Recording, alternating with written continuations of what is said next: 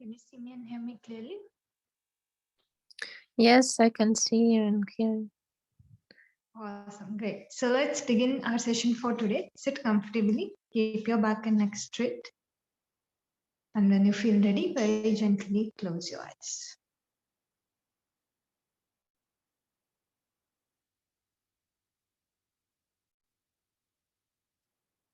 We will start observing the breath.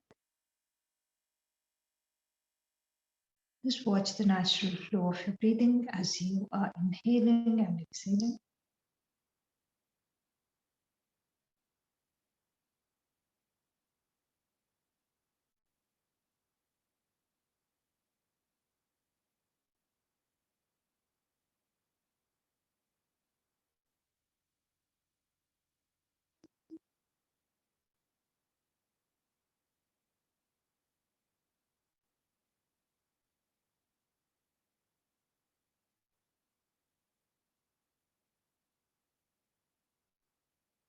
Slowly shift the attention to the body. Just observe the posture that you have chosen. Make sure that your back and neck remain straight.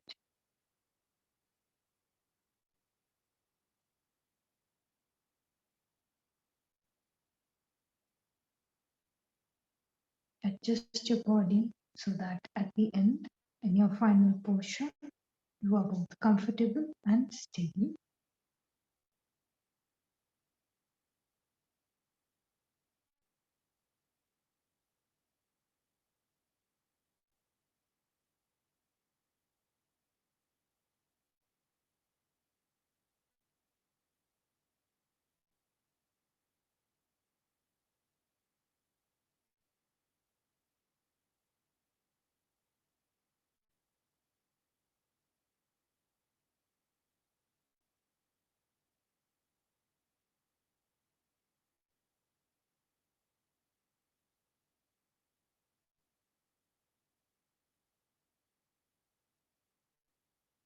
Gently come back to your breathing. Now begin to elongate your breath.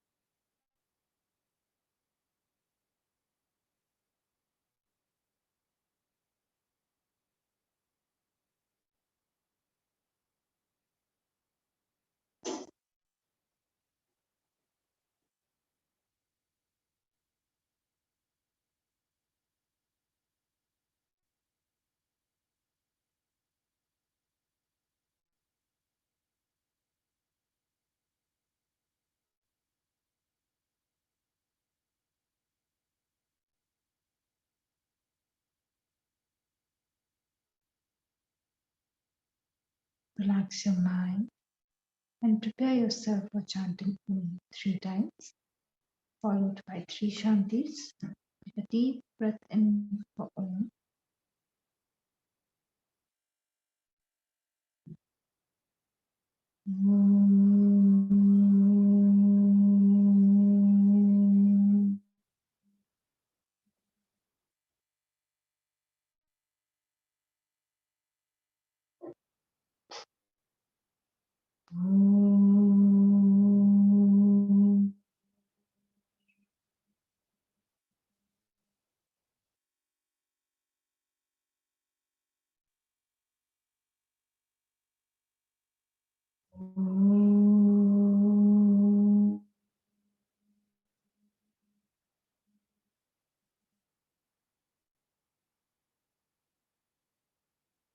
Shanti, Shanti, Shanti.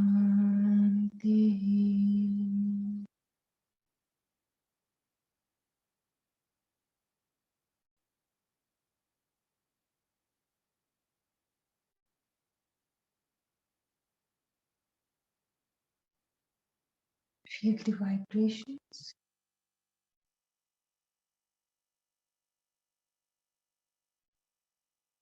Join your palms together and begin to rub your palms together.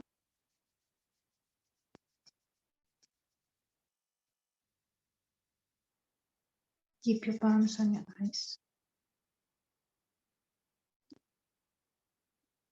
Very slowly, while blinking and looking at your palms, begin to open up your eyes. Come back with a big smile. Namaste, everyone. Let us begin our session for today. So, today we are going to cover the remaining notes that we had left yesterday.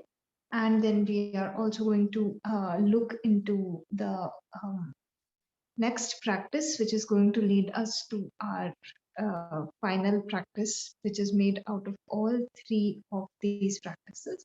So,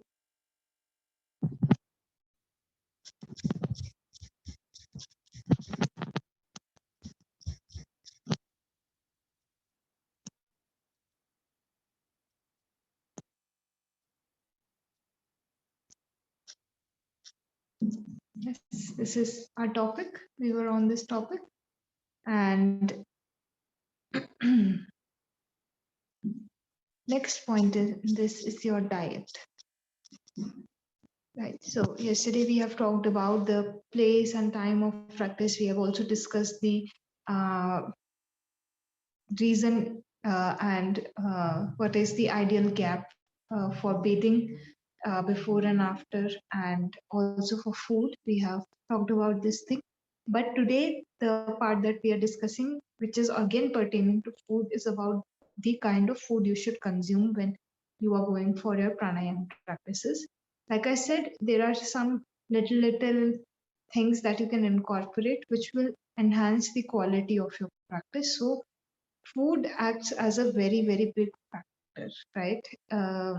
Food literally determines how we feel and what kind of energetic level we have, right? So suppose you eat very heavy food, right? So you will feel very dull, you will feel very lethargic, you will feel like sleeping.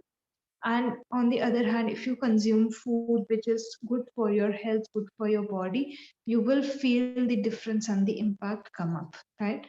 So same thing when you are doing pranayam, again, you have to change the diet, you have to make certain changes in your diet so that your practice can be supported rather than obstructed, right? So in modern, in the terms of modern concept, your diet should be balanced.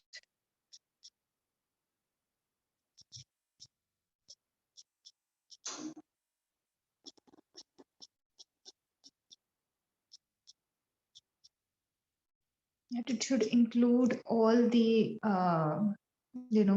all the nutritive values like carbohydrates, proteins, uh, fruits, right?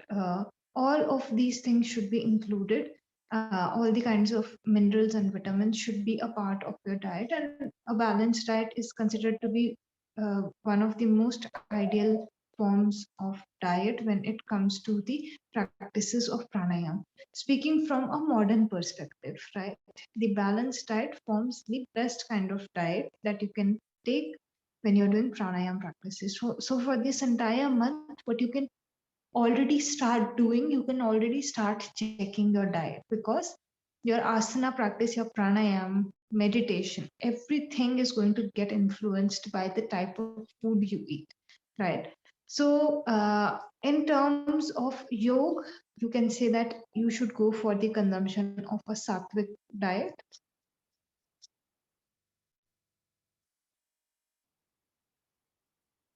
SATTVIC, sattvic diet. So we will cover more about this in our philosophy classes, but just a general, just generally speaking, sattvic food is food which has very high pranic value. So I told you, everything has prana in it. So some foods have zero or next to nil prana in them, and some foods have very high amount of prana in them. So the food items which have good amount of prana in them are the sattvic kind of foods. So these foods are generally quite agreeable with your system, and they are very easy to digest. All right. So the main point of consuming the food is so that your body can get the energy. If you consume any other kind of food, you will see that the energy that is getting drained because of the consumption of that food, it is more than the energy you are gaining out of, right? But when it comes to sattvic food, the energy you are gaining out of that food is much more than the energy that you are that you require in order to digest that food, right? This food generally is again in agreement with nature. So all the vegetarian food comes under the category of sattvic food, right? So I will not give very deep explanations into why you should only consume vegetarian food. You can experiment, you can try changing your diet and then see the impact on your own productivity and the quality of your day, and see why why all of these things are said rather than just giving logical reasoning to yourself. So you guys can try this thing to go on a vegetarian diet for 1 week or 1 month and see what kind of changes your body is showing when you do this thing, right? So this is all about the food when it comes to pranayama, right? Let's come to the next point. Your next point is the breathing.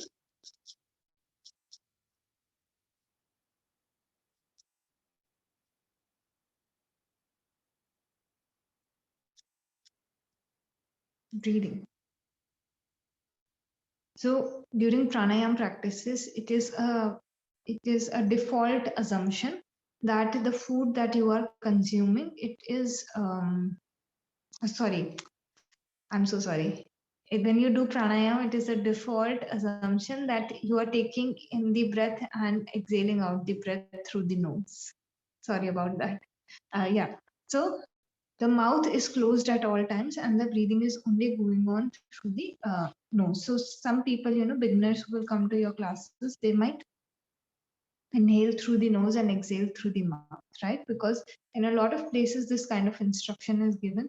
So even during pranayama practices or even the pre-practices, they might open their mouth to breathe, all right? So it should be very clearly incorporated in your instructions that the breathing has to take place through the nose only, unless and otherwise instructed, right? So there are 1 or 2 pranayama practices in which you do use the mouth for the breathing process, but those are exceptions. Apart from that, all of your pre-practices and practices, they are done with the mouth being closed and breathing is going on through the nostrils only, right? So in the beginning only clarify this thing, unless and until I instruct, you have to breathe through the nose throughout the session, right? Next very important point is your sequence.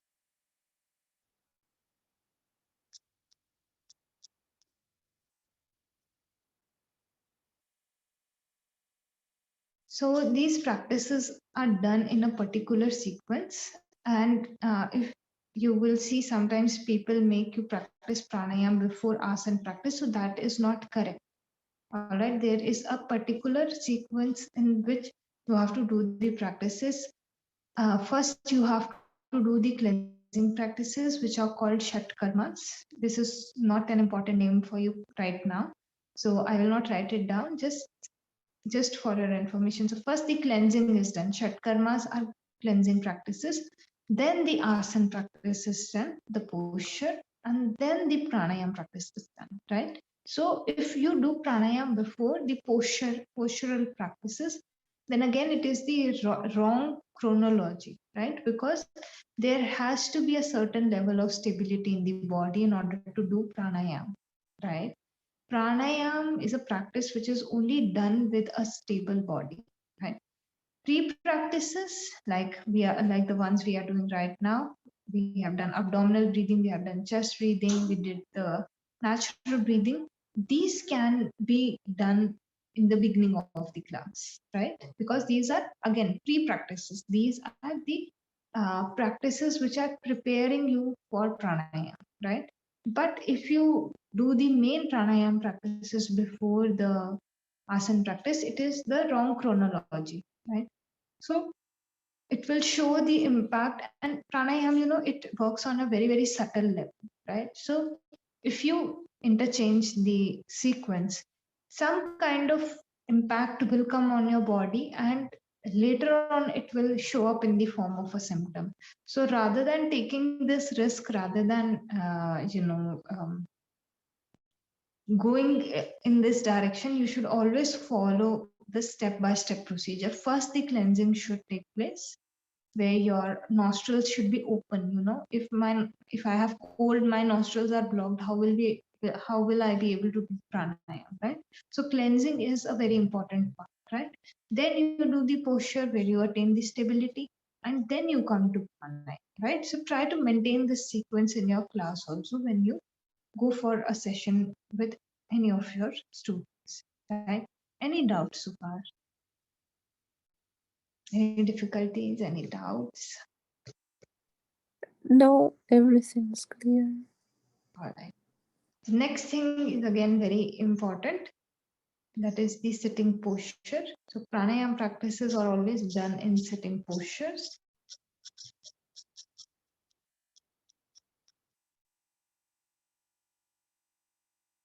Right, where the body is comfortable and stable. This is a prerequisite, like I have already mentioned. This is a prerequisite for the practice of pranayama, and there are some postures which are quite ideal for your practice. So I will just be demonstrating a few of them so that you can have a look and see which one suits you the best. So the aim is not to achieve all the postures. Just choose one which you really like, which you are comfortable and stable in, and you can do all of your practices in that posture, right? I will just begin to demonstrate. So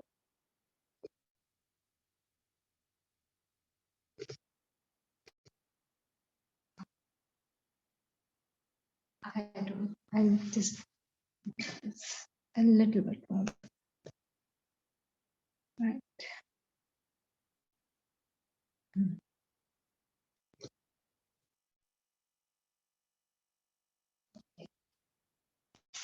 Okay. So the first practice is this, the one that I'm currently sitting in. It's Sukhasana. Sukhasana is the easiest pose that you can do. Everybody can do this pose, and it has very, very less, I mean, it doesn't give you a lot of pressure also on your knees, on your thighs. So anybody can sit in Sukhasana. Just keep the back and neck straight, and you can, if you want, you can place your palms facing upwards on your knees, right? Or you can go for chin mudra. So we will cover mudra separately at the end. But just for pranayama practice, if you are sitting, you can adopt the chin mudra. You join the tips of the index finger and the thumb together. Leave the remaining three fingers straight, and you place this on your knees gently. Right? So this, you form a circle. Don't do this. Form, just touch the tips together, and then you can place this on your knees. So this is the first posture that you can adopt. Sukhasana, easiest posture, cross-legged position. In English, it is called the cross-legged posture. Right? Now, for those of you who have been practicing for a while, you can go for the next posture, which is called Swastikasana. Swastikasana is done when you place both your feet in between your thigh and your calf muscle, right? So for me, first placement is very easy. I can just gently bring this over here, and then this is between my calf muscles and my thighs, right? So first leg is very easy to do, right? Now second one, because is down here, the second foot, you can gently bring it up and out over here, right? So I don't have a lot of space, so to show you, but wait, or I will shift down and demonstrate. It will be easier, right?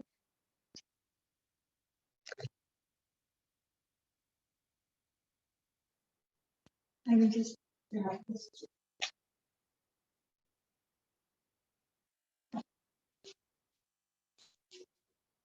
These postures will be very, very helpful to you even during your meditation classes. So just try all of them as I am demonstrating. And if you have any doubts, just let me know. Swastikas is your next one.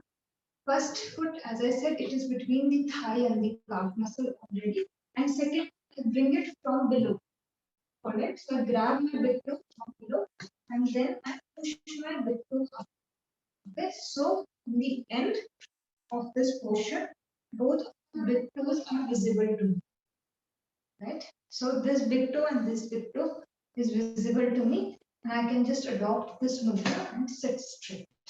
Right? Again, keep the back and neck straight, roll your shoulders slightly back, and you can gently close your eyes. This is your Swastikasana. Right? Second most ideal posture for you.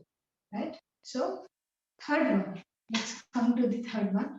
If you are a more advanced practitioner, what pose can you go for? You can go for the half lotus pose. Right? How do you do the half lotus pose? One of your foot will come on the root of the thigh. So root of the thigh meaning where the junction is taking place. Right? This exact point where the junction is taking place. So one leg, I will bring it up and I will place it here. And my second one will go here down, right, to support my knee. This is half lotus pose, right? Again, you can place your hands like this and you can just go for the pranayama practice, right? Now, again, if you are a more advanced practitioner, you can also go ahead and adopt Padmasana or full lotus. So in full lotus, like one of my feet is on the root of the thigh, right? Both the feet have to be like this. Okay. So one I have already placed, and second one, what I can do is I can grab this and place it up above, right? So just like this, this completes my lotus, right? It is like a lotus. So again, if you are comfortable in the lotus posture, I would recommend that you adopt the lotus posture.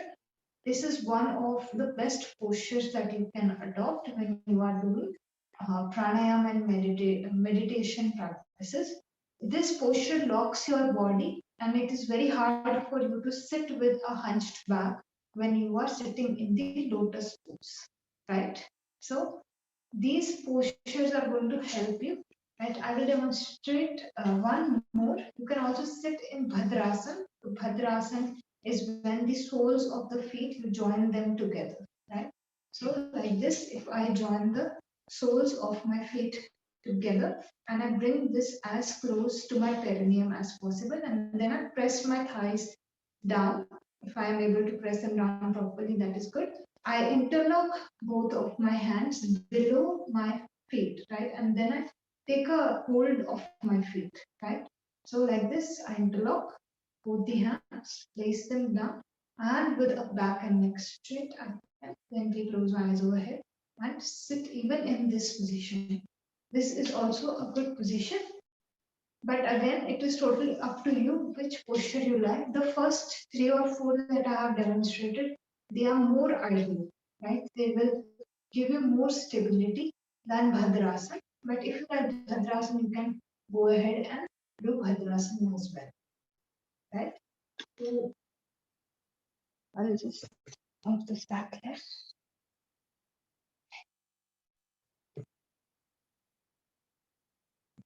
Any doubts in the sitting postures? No. Okay, all right. Great. So choose the one you like the most and then you can keep that for all of your practices. Okay, so let's come to last few points and then we will begin with today's practice. So next point, which is very important, is the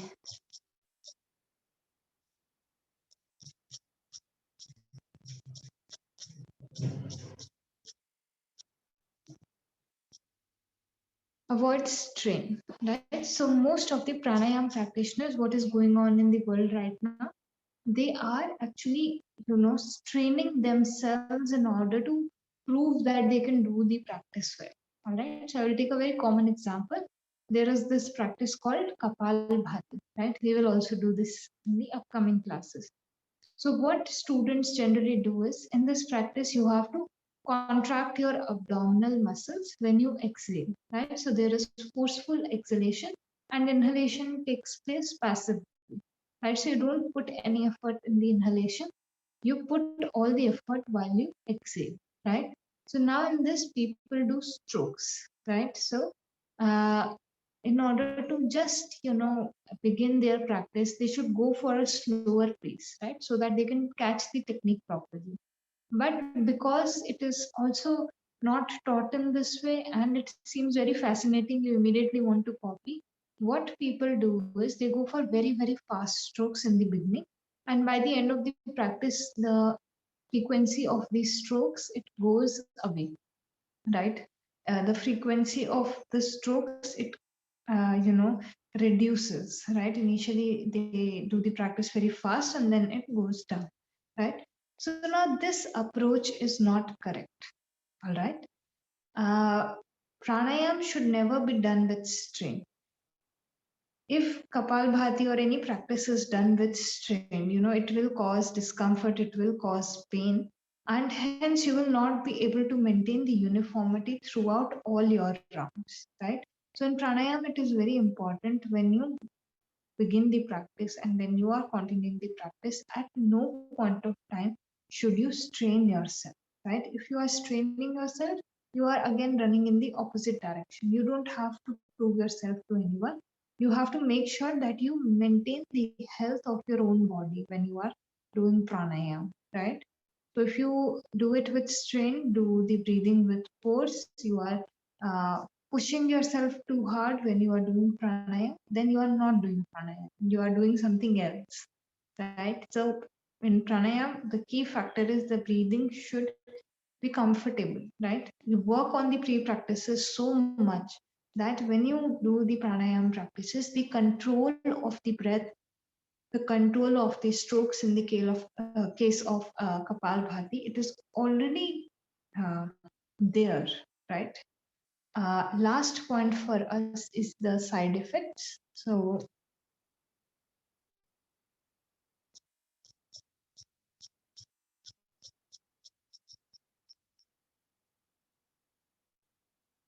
side effects.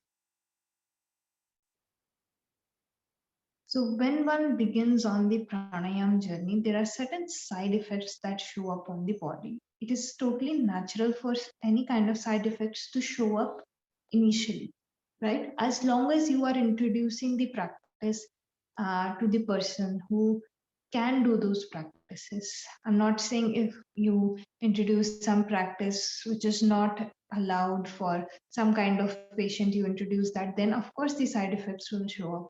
But normally, also speaking, there are certain side effects that show up on the body when you begin the pranayam practices. Why does this happen? Because when you do pranayam, you change the breathing, your purification begins to take place, right? Now more oxygen. When you are doing abdominal breathing, when you are doing chest breathing, your body is acquiring much more oxygen than it generally does in one breath or a round of breaths, right? So again, when you begin to do pranayam, there is so much purification, there are so much changes that are caused due to your breathing that of course the body will show some side effects, it will give some reaction, right?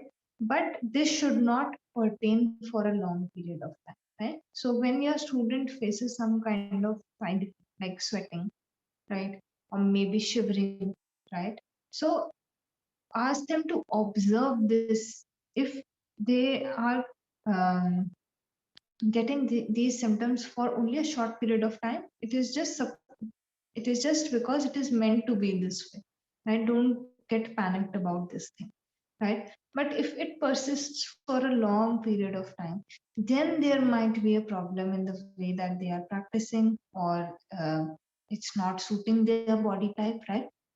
So you have to keep a very close eye and a very close check on the pranayam practices. That is why the importance of a teacher when you are learning pranayam is there, right? You just cannot learn pranayam like that. You need somebody to guide you at all times. And if there is some kind of issue that comes up, that person should be there to guide you through that thing. In these classes, I will be that person. And when you become teachers, you will be that person, right? So the more Here experience. some internet problems. I was disconnecting. All right. From where till where did you hear? Till where were you able to catch? After the side effects you started explaining. The side, okay, yeah. So, okay. So when you begin the pranayam practices, there are some side effects that show up on the body, right? This is completely normal and natural.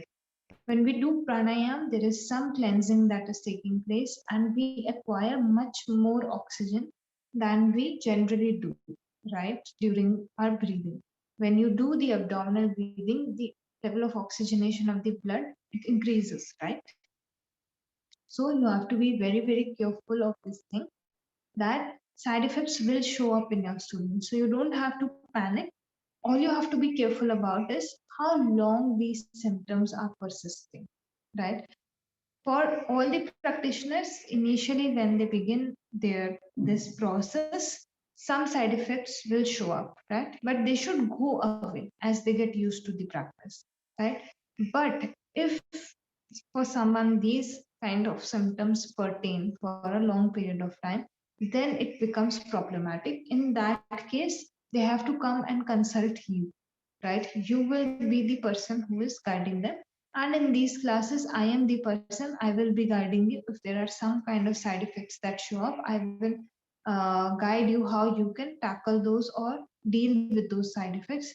Hence, it is very important that there is always somebody guiding you when you are doing pranayam practices, right? The importance of a guru or a teacher is of utmost importance because that person is keeping a close check on how you are progressing in your practice. And if you face any difficulty, you have somebody to consult, right? In order to understand what is happening to your body, right? So with this, we will close the general notes. These are some points that you should be aware of before you step into the pranayama practices. Any doubts in any of these? No, everything is clear. Thank you. Great. So we will, I just introduced today's practice. Today we are going to practice clavicular breathing.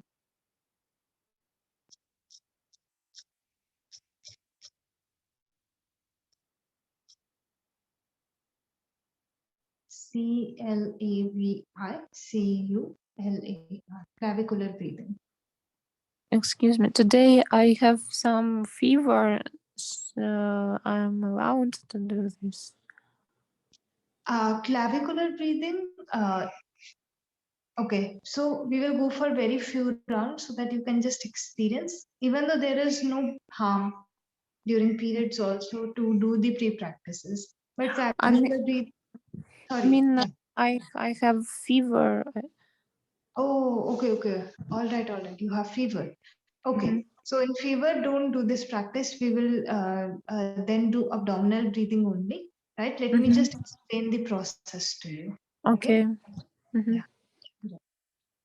So, okay, clavicular breathing. So this type of breathing is the last and final step of the three-part breathing. All right, we are focusing on the three-part breathing from the previous few classes.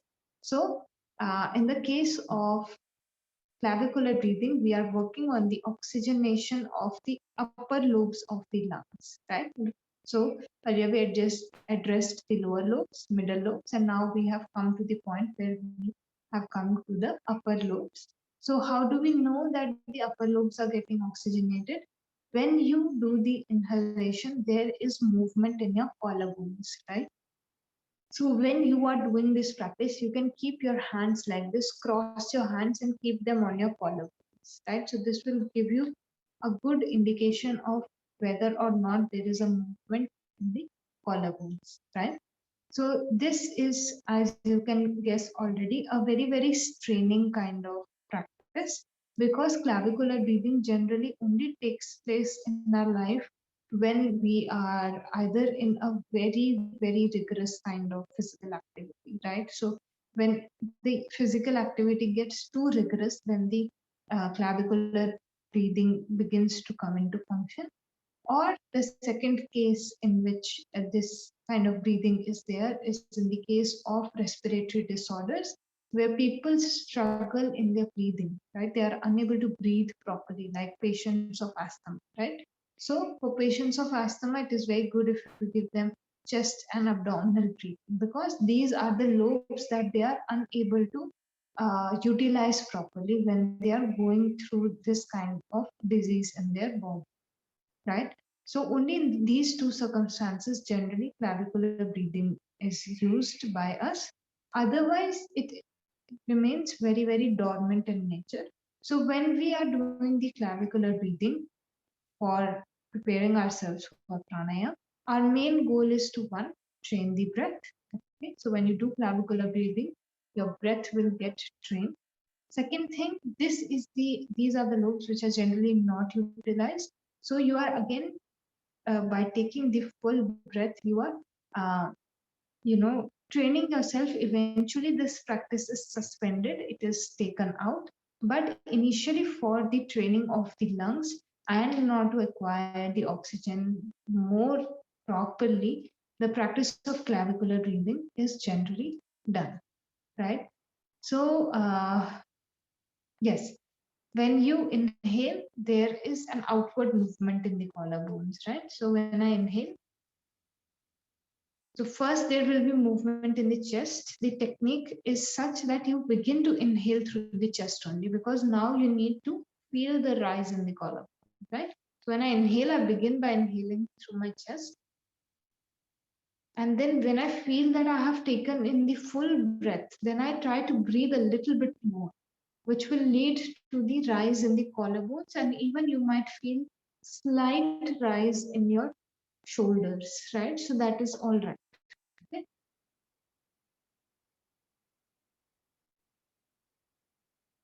And then as you exhale, if your shoulders have risen up, first you will feel the shoulders drop down, then the collarbones go back in, and then you again contract your chest properly so that there is proper exhalation, which will again help you in the next inhalation, right? So this is the basic technique of clavicular breathing.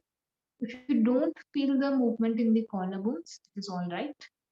Okay. Um, you don't have to force yourself. As you expand your breathing, you will eventually come to a stage where you will be able to feel the expansion in the collarbones. One or two classes are very, very less in order to see this change, right? So since you have fever, we are only going to practice abdominal breathing today. But if somebody is watching after the class is recorded, then you can go ahead and practice clavicular breathing.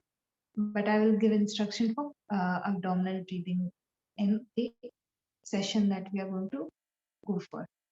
This type of breathing can be done while lying down or sitting up, right? So choose the posture which is most beneficial or most comfortable to you.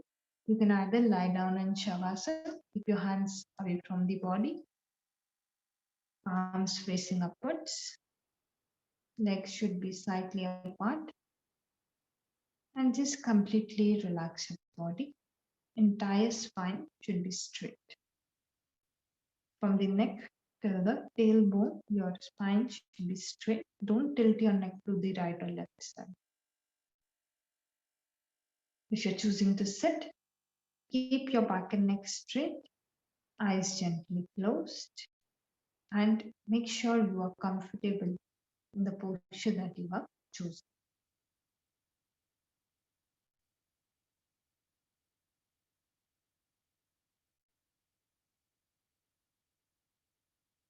And now slowly begin to connect it with the natural flow of your breathing.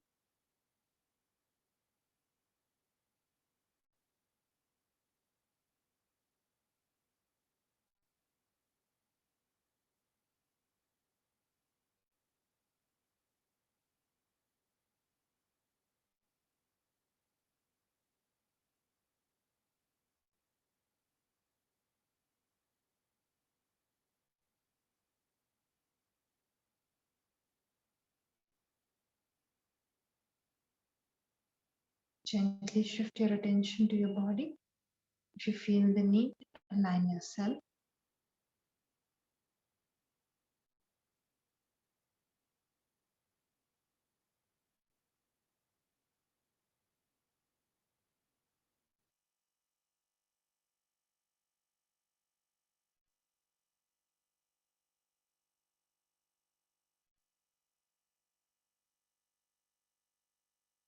Gently come back to breathing and go into the practice of Puraka and Rechaka.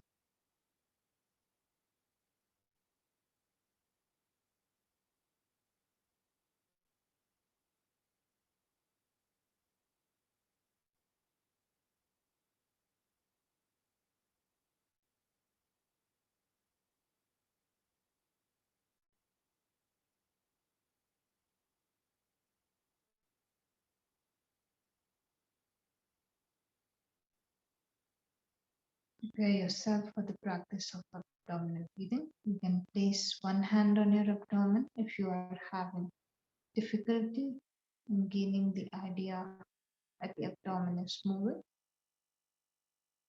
or else you can just relax your hand by the side. Keep the mind completely focused on the movement of your abdomen. Exhale fully. As you begin to inhale, expand your abdomen properly.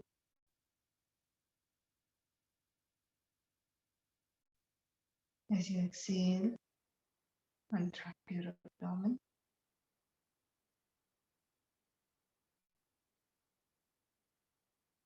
Continue this cycle. Inhale abdomen out. Exhale abdomen in.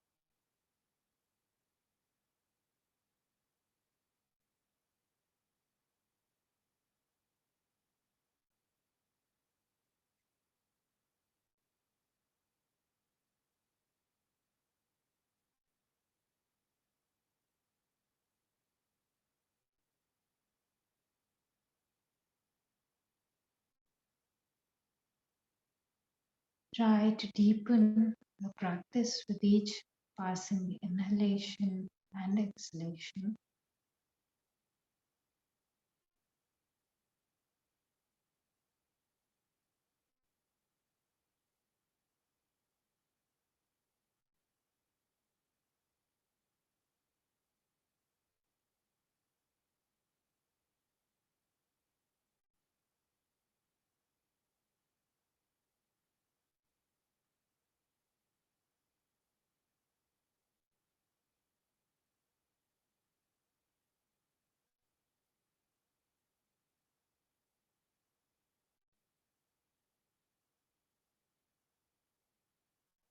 Try to keep both your inhalation and exhalation equal.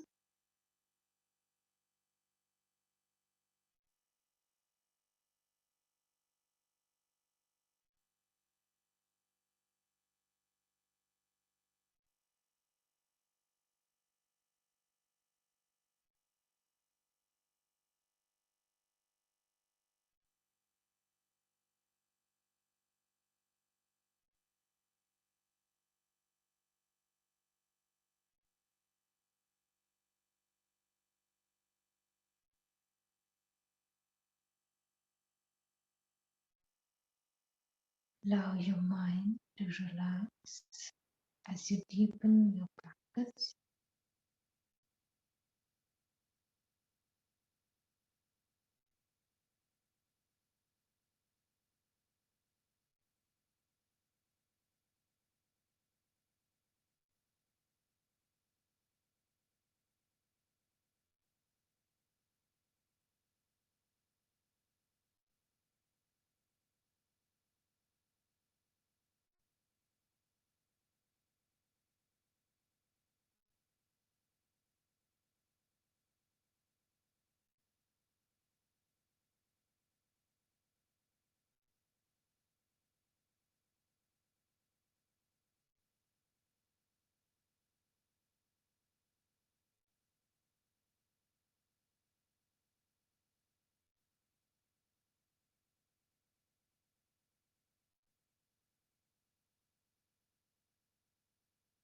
to your next round. Completely suspend your practice.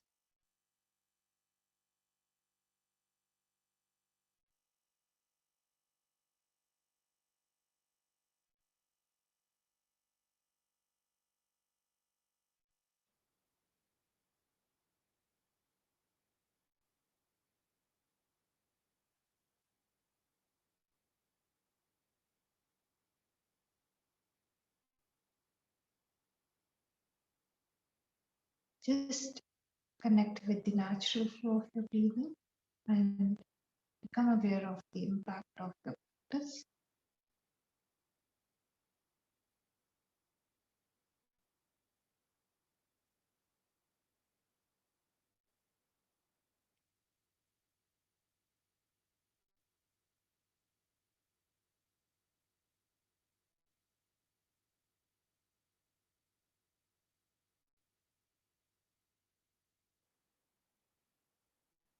You have done clavicular breathing. Go for one round of abdominal breathing.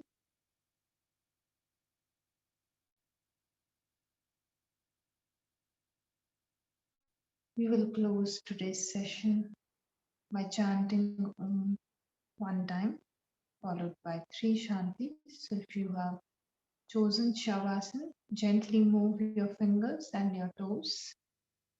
Start coming back. Join the legs together and turn towards your left side. Come in any comfortable sitting posture, keeping the back and neck straight, eyes gently closed.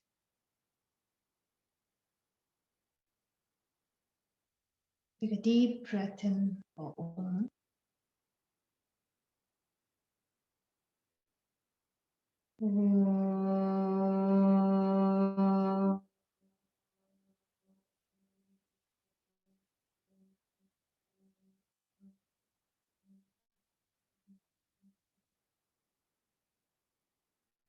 Shanti, Shanti, Shanti.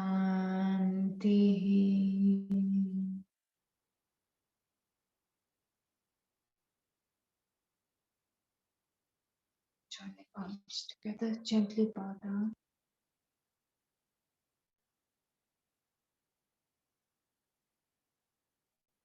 Begin to rub the palms together.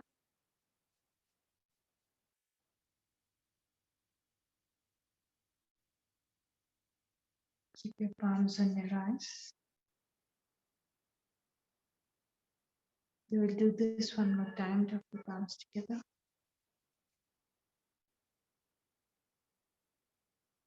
Place them on the eyes. When you feel ready, very slowly, while blinking and looking at the palms, begin to open up your eyes, coming back with a big smile. Namaste, everyone. Any doubts, questions, queries? No, thank you. I just not sure if tomorrow I can attend the pranayama class, but philosophy class surely I can't. Okay. All right. Thank you for letting me know. So if you are able to join, then Yes. have the class, right? Okay. Yes. So take Thank care. you. Yeah. Enjoy the Take remaining classes and get well soon. Thank you. Bye-bye. Bye bye.